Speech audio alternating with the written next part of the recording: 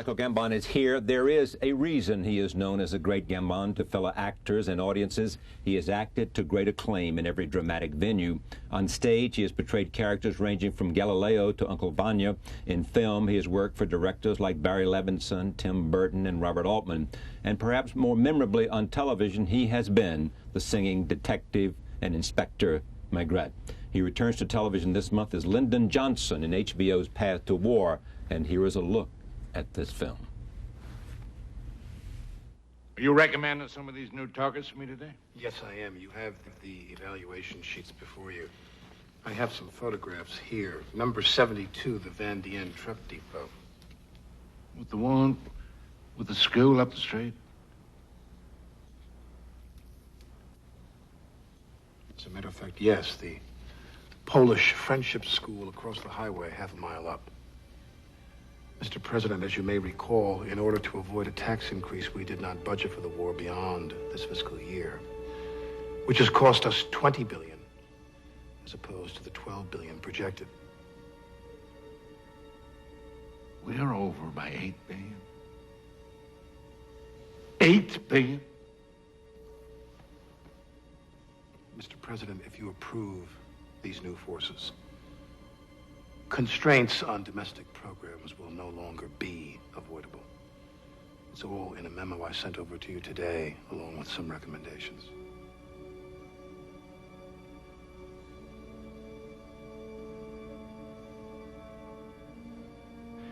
Joe, I want to start working on the State of the Union.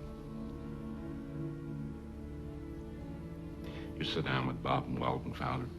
Yes, Mr. President.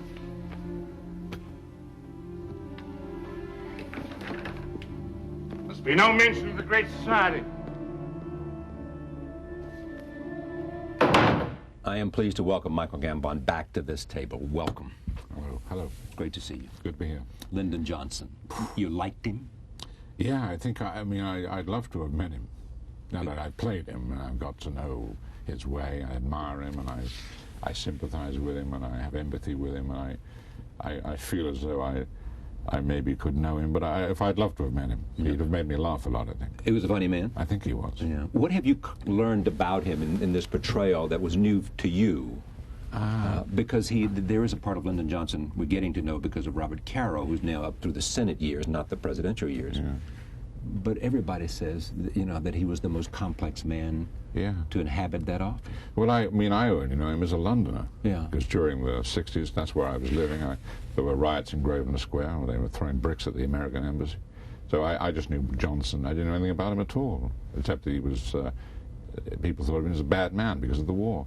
So it was all a revelation to me. He was complicated, arrogant, funny, dominating.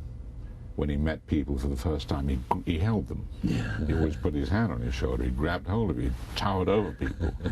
You do that. I mean, he was funny, but he was a great manipulator, wasn't he? He was a great senator.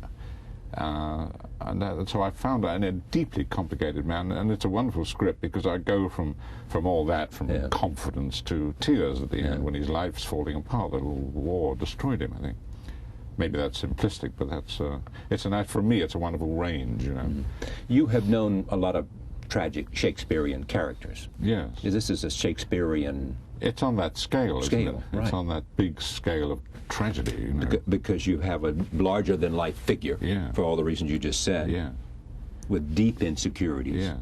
With a war that is simply causing him ruin, and with a man with great passion to do something good. And a great link with the common man. Yeah. I mean, a great feeling for the man on the street. His social reform bills and stuff like that were terrific. And I think he had a heart full of compassion and care for people, and it just broke him apart.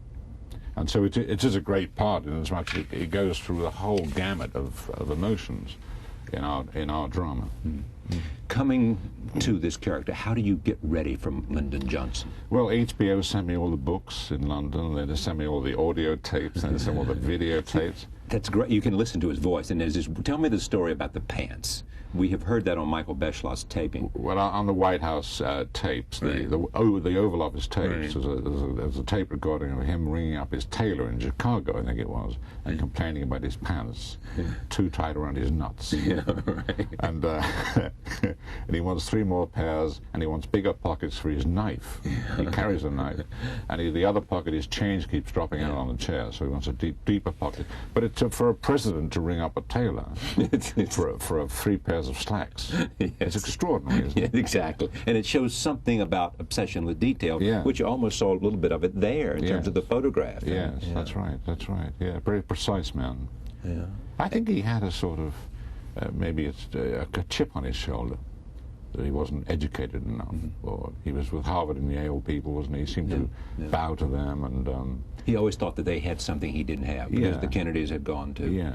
Harvard, Yeah, well, they and Jack wouldn't- Kennedy had been across the Atlantic more times than Lyndon Johnson had crossed the... Yeah, they seemed to him more sophisticated, I suppose.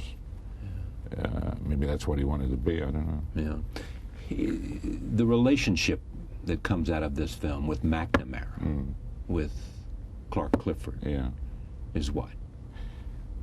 Well, it's he gets this. It's a wonderful script, this Guyot. It's a really complicated, deep, good script, and it's just his disappointment in McNamara, the way McNamara changes, and these 2 men were pinnacled in his White House years, weren't they?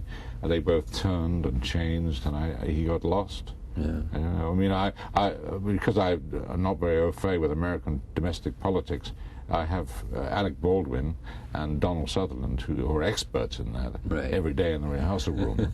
Telling you what the Oh, yeah, and every day on the stage. And then John Frankenheimer, who knew Bobby Kennedy. Yes. So between the 3 of them, every day I was just told what to...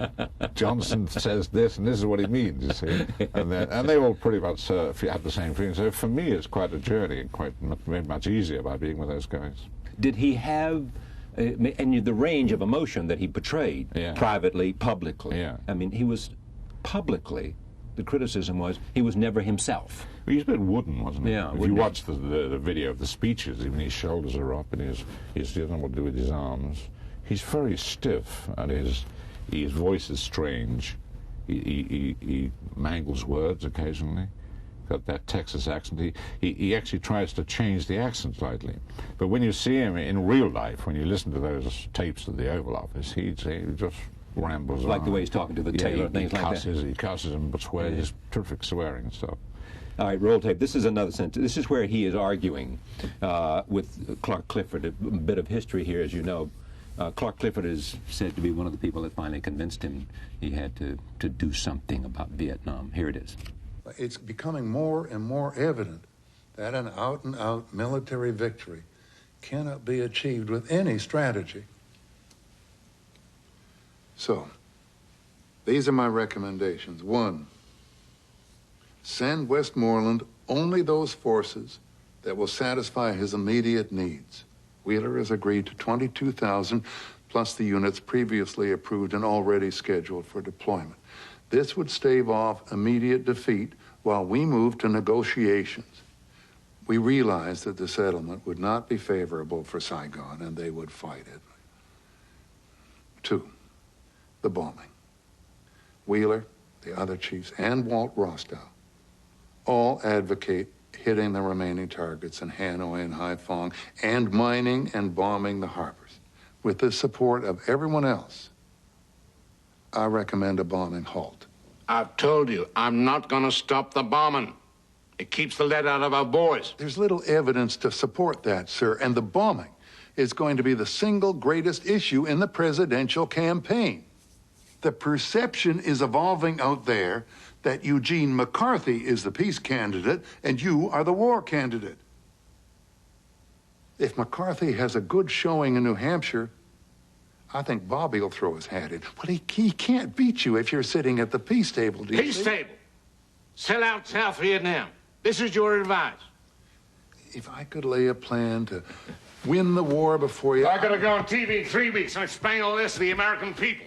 Huh? You were telling me it was a cut and run, admit defeat. The 20,000 American boys have died for nothing. The 20,000 American mothers weep for nothing. The situation has changed since Tet. Yes, it has. Tet was a failure. The enemy failed to overrun us. We are poised to win, and now it's only you and your people who are advising against the extra effort it'll take to turn 3 years of miserable war into victory.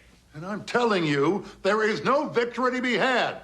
Not without measures that'll tear this country apart and bring down this administration. I told you to get out of Vietnam 3 years ago, Lyndon. What about 2 years ago and one? Hey, you shot down every bombing pause, backed every troop increase. Don't you dare! Excuse me, Mr. President. My counsel has not deviated one whit. My every word, then as now, has been informed solely by my commitment to preserve your presidency and establish your place in this country's history. Should have cleaned house November 63. Got rid of all of them.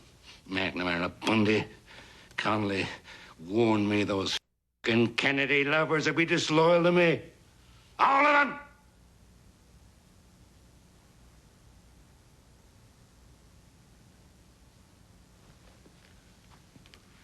They only advised you, Mr. President. You decided. They only advised you, you decided. The truth, isn't it? Yes, it is. In the end, the buck stops here, as Harry Truman used to say. Yeah. Buck stops here. I don't want to be the first American president to lose a war, which he would have been, wouldn't he? Is that right? That if the definition is losing a war that way, some people would say that I'm the first president to, by pulling out. Yeah. By saying this is not the right war for us, then it's different than going to the end, as happened with the United States, and being defeated. You could say, this is not our war. This is not the place for us to be. You could have that wrapped was it the up. debate. Yes. The debate was not sort of, I'm being the first president to lose a war. I'm being the first president to have the strength to say, this is not where we belong. This is crazy. This is crazy. You know. In the end, that was the debate. I mean, what's interesting about this, and is so powerfully brought out in this film, and which most people have, and all that I've seen have raved about, because the acting, you and Donald Sutherland right there. I mean, it is that you see all of this stuff that we've sort of seen in great dramas in the past, which is the fact that here's a guy who was powerful in manipulating the Senate. He was called the master of the Senate because it was him doing the things that he knew. Legislation. And here he is at the mercy of other people. And he has these great reservations. I know. And he's at the mercy of these advisors. That's where he finally says, well, they must be, I should have thrown them all out in November of '63 when Kennedy was killed. It's a great tragedy. I think the war overtook him, didn't it? The war just swamped him. It did, yeah. And all of his dreams. That's what Clifford was saying. That's right. This as a part, a great opportunity. This was something you can say, wow, when you saw this script, when you saw the dimension of this. Yeah, I couldn't believe it. I mean, I'm sitting in London and someone sends me Lyndon Johnson in this script, Daniel Guyatt's script. I couldn't believe my luck. And so, I mean, at the same time, it's terrifying to come to America and play an American president, someone from London. Well, I'm Irish. Terrifying for you? Yeah. Really? I mean, well, the responsibility. I mean, I come over here a week after 9/11. Right. And America is in a terrible state. And so the added responsibility of having to play a president, I almost ran away from it. Did you? Almost said, I'm too... I was on the verge. I was so anxious about it. Maybe I'm wallowing in self-pity. Anyway, I loved it, and I'm glad I did it. But I had a great opportunity, but it did terrify the life out of me. Because you have no fear about your skills as an actor. Well, no. As you get older, you get wiser, and you realize how frail the whole thing is, and you might get rumbled. You know, you go through life as an actor hoping no one's going to find out. Find out what? Well, whatever, you know, you can't quite believe... That I'm getting away with this? Yeah, you get away with it all your life. You know, 40 years, you think, I'm still an actor. When you start being an actor, you think, I'm going to be one for 6 months, and then I'll get thrown out. Yeah. Then 5 years, 10 years, 20 years, you think, Christ, I can't believe this. I'm still acting. I'm getting paid for this. And I still feel like that in my art, that after all these years, I'm playing big leads on American television, and everything's okay. And because it's very subjective on feelings about oneself, you know. I can't really. I mean, I for instance, I haven't seen this film through because Why? I'm too anxious to watch it. Are you really? I mean, you've got to know because of you trust other people who Yeah. have good judgment. They Oh, would yeah. not. They're people who would talk to you frankly if you were bad and say, Yes. Michael. Yes, they tell me the truth. Yeah. I mean, I trust John Frankenheimer. Sure. And so I just rely on him every day, not to fire me. So every night when we rap, I say, am I coming back tomorrow? He says, certainly you are. You're good. Yeah. And that's all right by me. And I suppose I will watch this when I'm alone one day. I'll get a video and sit in the room and watch it. I don't want to watch it with other people. You don't want to be in a theater. No. You want to be at home alone watching Yeah. when there's no one, or be in a theater by yourself. Well, I went to the big premiere in L.A. the other night, Yeah. and suddenly I'm sitting there with 1,000 people, and my face comes up on the screen, which is 20 feet high, you know. And I just panicked, and I slumped down in the seat. Yeah. I got down to the aisle, and I crept out. I was wearing a dark suit, and no one knew. You got on your... Yeah, I had to keep. I didn't disturb people. I was sitting behind Donald Sutherland, and I crept up the aisle, out into the street. And left. Or Left. and then came back for the party. I hung around, Yeah. and I kept coming back, peeping through the curtain. Yeah. Then I saw the last 5 minutes. Have you read the reviews of this? Or what people are writing about this? No, not properly, no. Now, have you felt? Do you feel this about other things? Yeah, I do feel like that. I don't just think I'm being self-indulgent. I or don't anything. think you're being no, self-indulgent. but I do. I'm always full of anxiety and things like that. Does that go with the turf, you think? I mean, that's part of what makes you good? I think so. Yeah, makes me. I think so. Yeah, it's all very acting is very complicated. It's a subjective thing, isn't it? All based on it. It's like a big melting pot of emotions and techniques and old tricks and you put it all in a big boiling pot and you hope that everything comes out all right in the end. Why do some people do it really well and other people just do it okay? I don't know. Some people are born to act, aren't they? Some people have that sort of that. I mean, I'm Irish. They say the Irish are actors. Well, you could have written poems. Yeah. And the Irish is good at acting. My mother's she's not an actress, but she's acting all the time, being an Irish woman. When did you decide this is what you ought to do? When I was a teenager and I saw Marlon Brando and James Dean and all those American icons. Because they changed the mold of acting. Yeah, and that made people like me think, oh, I could do that. I'd like to do that. Because it was real. Yes, it was real. It was about things that affected me. I thought I was, kids of my age, James Dean meant so much to us because he reflected everyone's anxieties, teenage anxiety. You could identify with a guy like that. Yeah, absolutely. I mean, he wasn't aloof and larger than everybody else. He was real and vulnerable. For 2 hours after seeing the film, you walked home as him, like you copied his walk. Same with Brando. And so that makes you want to be an actor. Yeah. And then I was acting on the stage, and someone said to me that I didn't equate in the cinema what they were doing with what I was doing on the stage. And I put the two together. I said, well, it's doing the same thing, but they're in the movies. And I'm a stage actor. Yeah. You remember when you first saw Olivier? When you were first on stage with him? Yeah. I mean, he interviewed me for a job before I'd ever seen him in at the National Theater. Yeah, he interviewed me. And hired you. And hired me, yeah. But I didn't. I was supposed to audition for him. Yeah. And he said to me, "What are you going to do?" I was terrified. The greatest actor in the world. I said, "I'm going to do Richard III." And I didn't know he'd played it because I was a kid. He said, "You're going to what?" I said, "I'm going to Richard III." He said, "Which part are you going to play?" I said, "Richard III." He said, "I know that." He said, "But which part?" He was joking, And I said, "Richard III." He said, "Oh my God!" He said, "You've got a nerve." Then he said, "Well, start it now." So I was walking out the hall to start the speech, and there was a steel column coming up the thing. I threw myself around the column to spin round to surprise him with my first Richard III line. And as I came round, I cut my hand on a screw. And of course I started, and then he said, "Stop." I said, "What's the matter?" He came up and he bandaged my hand, got the nurse. Yeah.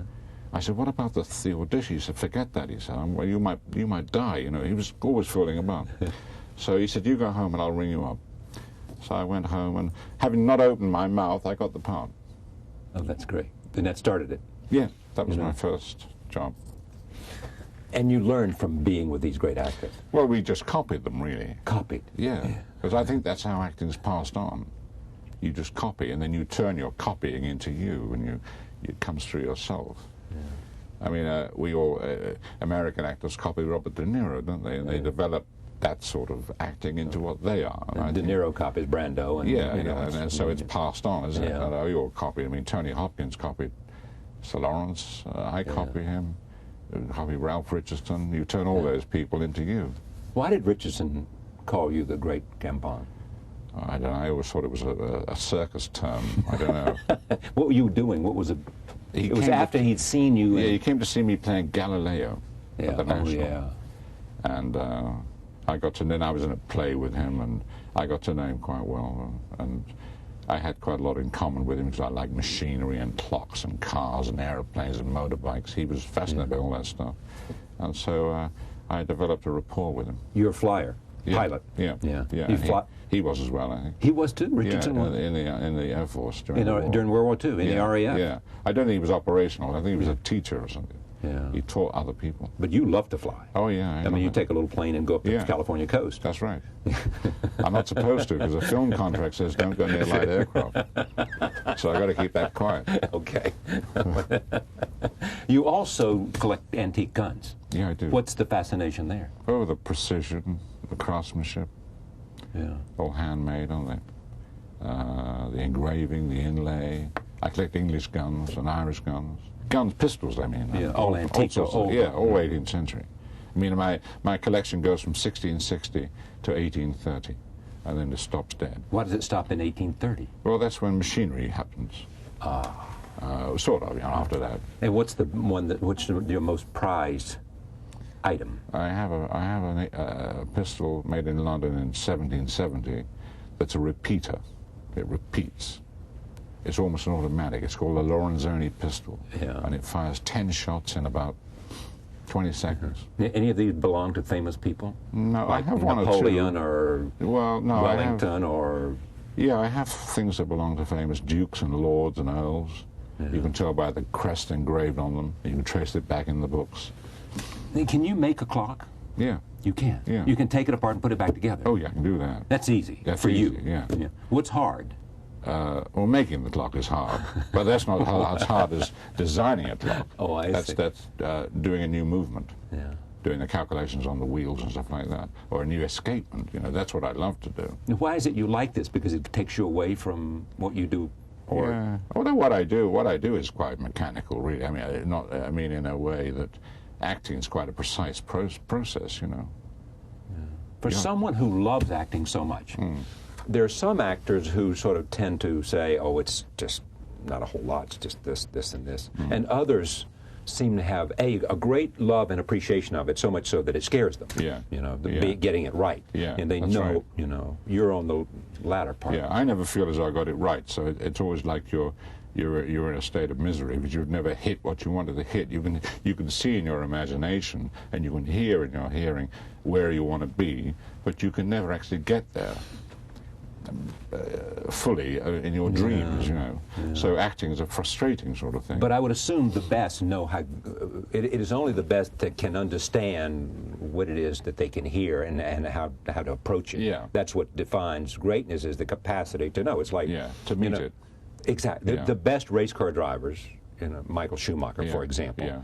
If you can take the curve at X speed, keep your foot off the brake later than anyone else. Exactly right. Yeah. Exactly right. Yes. Yeah. And as close as anyone else. Yeah. You got to take risks and things. Do you do that in acting? I think you have to take a risk, go out on a limb. You have to be original. Yeah. Interpretive. Yeah. And you have to feel in your heart the part. You've said this before, which interests me, which is this notion of at some point you get it, don't you? I mean, at some point you are inside, so you become. Yeah, you do. If you're in a play where you do it night after night, it's easier. In a movie, that's harder because you don't have that process. In a play, you have a month's rehearsal, and you might play for 3 months, so the part becomes part of you. The lines become completely automatic. In a movie, that doesn't happen. The movie's more on the moment. And shot out of sequence and all that. Yeah. But you can still inhabit, you can still take each scene separately and inhabit it as much as you can. Has it been everything you wanted it to be? Oh yeah, I'm the luckiest man in the world. I didn't think it would last, and it's lasted. And not only lasted, I mean, you have more opportunities today than you've ever had, I bet. I know. I can't believe it. I've got everything I want. Yeah. I fly around the world. I'm just overwhelmed by my luck. Is there anything you think you can't do? Oh yeah, well, acting. Yeah. Well, yeah.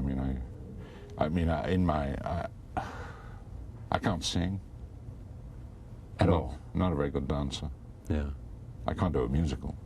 Olivier always wanted to do a musical. Yeah, I think he did. He had an obsession wanting to do it. But he couldn't sing a note. I know. But he wanted to. He wanted to, yeah. He wanted to do Guys and Dolls. Yeah, I know. Can you imagine? Yeah, no, I can't. I don't know. So, no, I mean, I can't do that high-class restoration acting, you know, that sort of stuff. I'm too heavy. I mean, I'd like to be thinner, lighter, and more agile. I'm rather like a cart horse. Roll tape. This is one more scene in Path to War. Take a look. He's just tons, Mother. She said to me that's the new expression. Tons. Move your elbow. Thanks. Now, you like the chicken? You remarked on it. I didn't know of it. You might have shown it to me this morning. I'm woken you again. Oh. Like a jackass in a hailstorm. I guess we'll just have to hunker up and take it. I feel like I'm going down in the plane.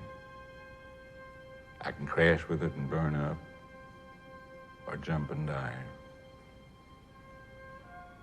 Where we were when I came in, I'd trade back to that.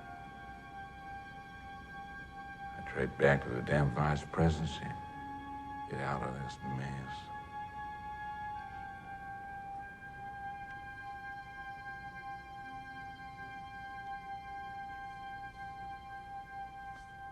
We're watching this and you said it's a tragedy. Mm.